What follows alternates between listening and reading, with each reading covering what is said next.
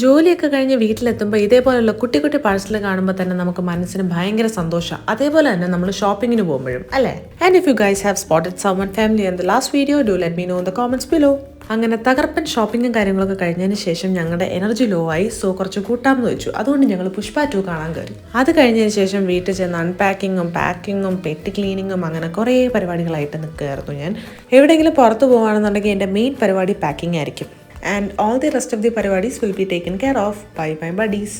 ഇന്ന് നമ്മളെ എയർപോർട്ടിൽ കൊണ്ടുവിടുന്നത് വേറെ ആരുമല്ല, നമ്മുടെ സ്വന്തം ചാന്ദിക് ശർമ്മ. ഞാൻ നേരത്തെ പറഞ്ഞ പോലെ തന്നെ എനിക്ക് പാക്കിംഗ് മാത്രമേ ഉള്ളൂ. അതർ ദാൻ ദാറ്റ് ബാക്കിയുള്ള പരിപാടീസ് എല്ലാം ഇവർ ചെയ്തോളൂ. കണ്ടില്ലേ ചെക്കന്മാരുടെയൊക്കെ ഒരു ഉഷാറ്.